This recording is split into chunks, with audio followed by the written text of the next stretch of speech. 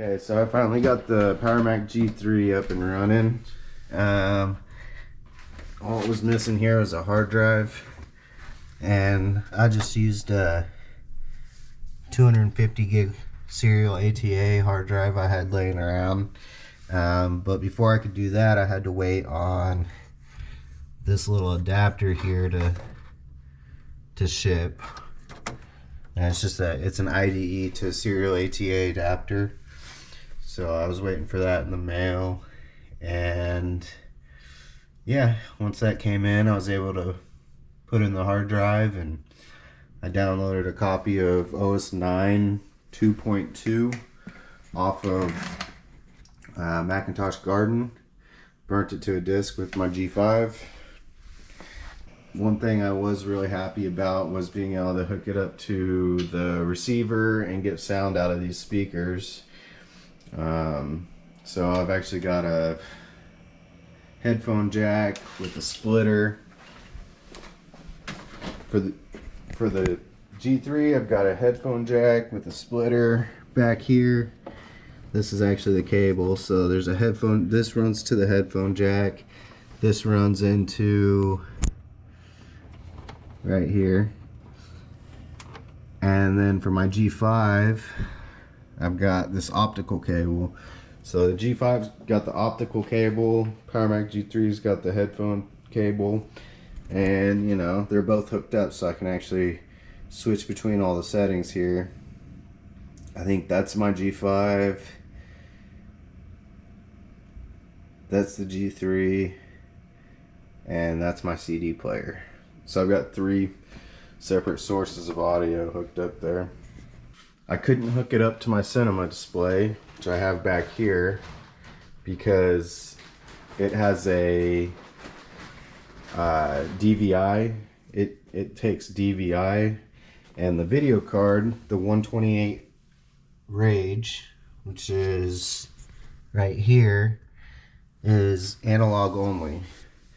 So I had to snatch one of my monitors from my other setup that I actually do use DVI on in my other setup, but it's also got, it'll accept analog. So I had to bring that monitor over here just as a monitor to even use it right now. I did order a new graphics card for it, which I was really excited about, but let's see, it's right here. It's the 32 megabyte Radeon Mac 7000 Mac Edition, and you can see right here it says the PCI bus version, which is exactly what I needed, because these Powermac G3s are only, they don't have AGP on them. It's only PCI graphics. And there's a picture of the card, complete in box. I was really excited to get this, and he just had a couple pictures of the box. Didn't actually have pictures of the graphics card itself, but I assumed, you know, okay, you know, as long as there's a graphics card in here, then I should be alright. Well, let me kind of show you real quick.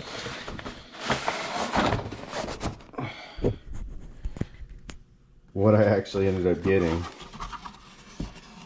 So it's actually really nice, like all the documentation's here, some cables, adapters, I think it's even got it's even got software in there to install drivers and stuff. But I went to look at it and I knew something was, well, actually I didn't really know anything was off right off the bat. I really wasn't paying much attention until I went to go and install it. And as you can see here, the pins, and then it's got that little J hook, almost like a, I think it's just to seat it properly. And as you can see, this is the card I was supposed to be getting. That's how that looks. And that's how this one looks. Well, come to find out, this is the AGP version, because they had a PCI version of this card and an AGP version of this card. I definitely did not need the AGP version of this card. Another big selling point, well, the main selling point for this card was, well, the 7000s actually, it's like the second best card you can put in this machine. So it's a big upgrade, and it's also got analog there on the right and DVI on the left. So I would have, if I could have installed this card, I could have actually hooked up my cinema display, which is what I wanted over here, because I've also got my G5 and I don't need two monitors for two machines. I'd rather just have the one monitor that I can run both machines on, and just switch the cable around if I need, from one machine to the other, depending on which one I want to use. So yeah, I have no use for this card. He did give me a refund.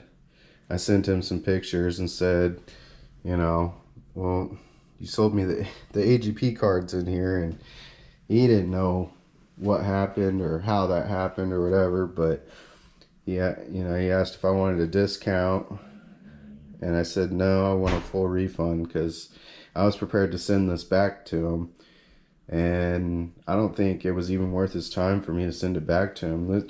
The PCI version of this card is about 4 or 5 times as more valuable than the AGP version, because they're just more rare, harder to come by. So I'm going to go ahead and boot it up here.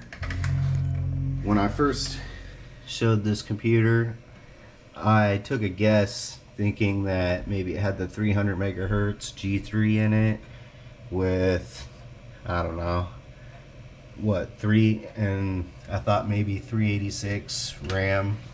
Come to find out, surprisingly, that it's got the 350 megahertz G3 processor and 512 megabytes of RAM. So that was a nice surprise. Yeah, so 350 megahertz G3, so better than the absolute base model, and 512 RAM, which is more than enough. Like, yeah, I could upgrade it to a gig, but I just don't see why I would need to, especially only since I'm only running Mac OS 9. This is my OS 9 machine. If I want to do anything OS X related, I'll use my G5, and this is going to be my dedicated OS 9 machine. I've got, I don't know if that's pulling up here, but I've got Deus Ex, Diablo 2, Diablo 2 Lord of Destruction. I installed Quake GL, which is fun. And then Warcraft 3 and The Frozen Throne and Wolfenstein. So quite a few games. Quite a few of them I can't actually play that well. Like if that 7000 card would have ended up working out, I could have played all of them pretty well. But that since now I'm just using the Rage 128, it's pretty limited. So Diablo 2 runs decent. It's not great, but it's playable. Warcraft 3 and the expansion, pretty much unplayable. Like, I tried to play them, it's basically completely unplayable. Just a really bad experience. Jumper, move. Really bad experience playing Warcraft 3 on it, so that's not good. Wolfenstein, I got to run, not the best experience. So right now I'm basically limited to just Diablo 2, and Quake. So I'm gonna go ahead and pop open Quake GL here. GL is a updated version of Quake that actually gives more graphical options and might utilize the graphics card a little bit more. When I first started playing, I just had the original, and I know like the graphics were just bad. I might start that up here.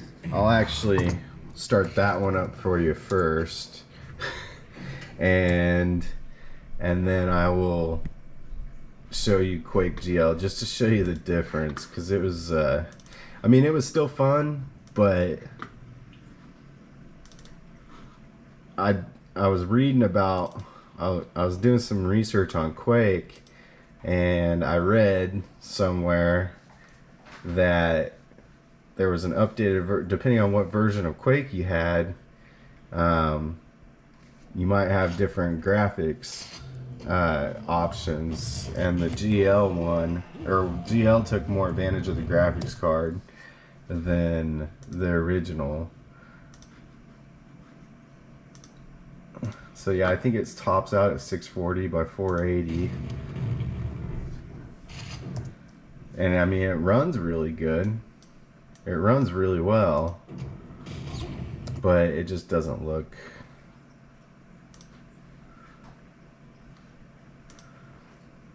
very good at all. It's weird. Like, I still haven't quite figured out these graphics settings. It's not even running full screen right now, but let's see what it looks like. So yeah, I mean, it still doesn't look horrible, but it's not great. Like, really low resolution, textures are pretty poor, and I don't have much experience with Quake, so I just kind of figured, like, I didn't really think much of it, actually. I just thought, you know, it's a pretty old game, and that's probably how it's just gonna look. And then I found out online that there's basically a patch that takes more advantage of the graphics card and gives you more graphical settings and stuff. And actually, I could set them high enough to where my computer wasn't even running it that well. Like, I think right now I've got it at 8 by 600, and everything else, I actually even dropped down the quality at, like, from 32-bit colors to 16-bit, and what else did I do? Yeah, I dropped quite a bit of settings, but anyways, that's Quake. Sorry, I'm trying to, like, kind of show the game with my other hand. I've got one hand on the camera and one hand controlling the mouse and keyboard. Yeah, it's been interesting learning my way around on OS 9 too. Yeah, I was really little and not around computers that much when OS 9 was still relevant. You know, I have a little bit of experience with it, but not much. So it's been interesting kind of learning my way around it and stuff again. I actually really like it. I don't know why, but I really like OS 9 for some reason. It does remind me of being pretty little, like, you know, 8, 9 years old. Because that's probably about how old I was when OS 9, let's see, OS 9, 99, I was probably 10, 11, something like that. So I did start here's a Diablo 1, been playing through this. About to, let's see here, pretty far in. Level 20. Warrior. And let's see what, oh, take my teleport there. Let's see what level I'm on.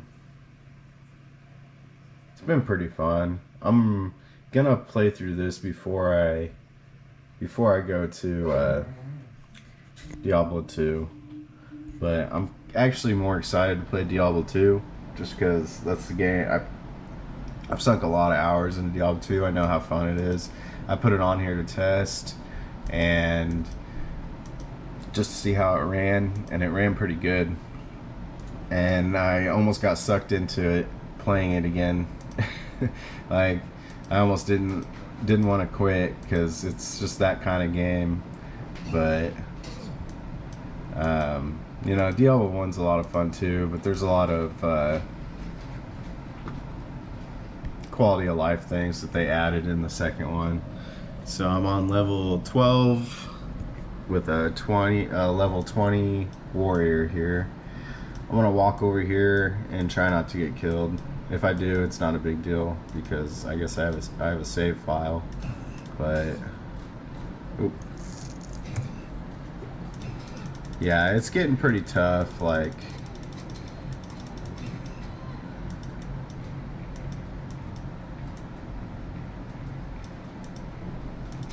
actually takes quite a bit of concentration. I'm gonna die just standing here. Yep. Turn the volume up here a little bit.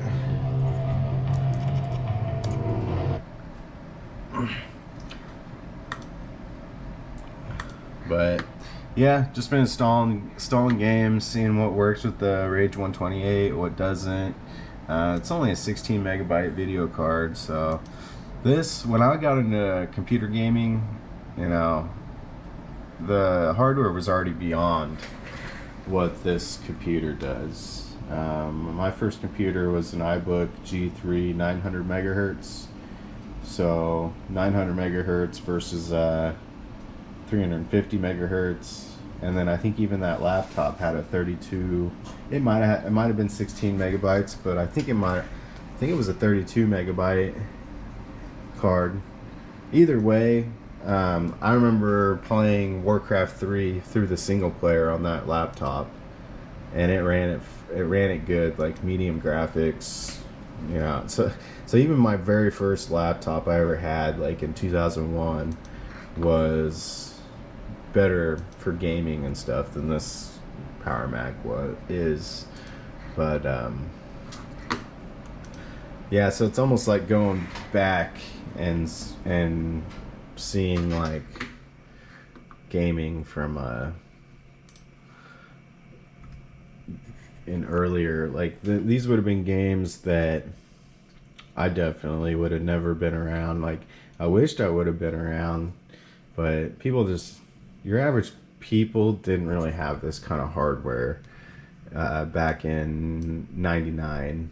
You know, it was more about Nintendo 64s and PlayStations and stuff like that. So yeah, I just kind of taking a step back and kind of revisiting some of this stuff. Like I said, I've never even played Quake before, which I can't believe I haven't, because I like, you know, it's like the evolution of first-person shooters. So it's actually a really good game. I'm having a lot of fun with it. Another thing I was surprised about is you can actually get iTunes on OS 9. So with the visualizer and everything.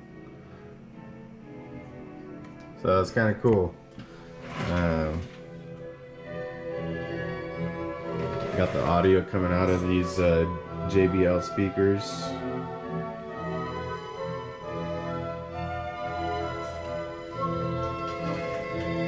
But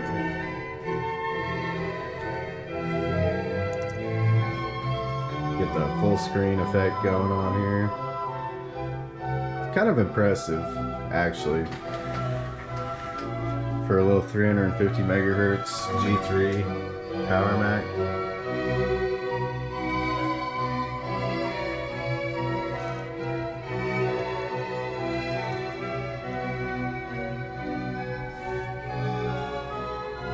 it actually starts doing anything here.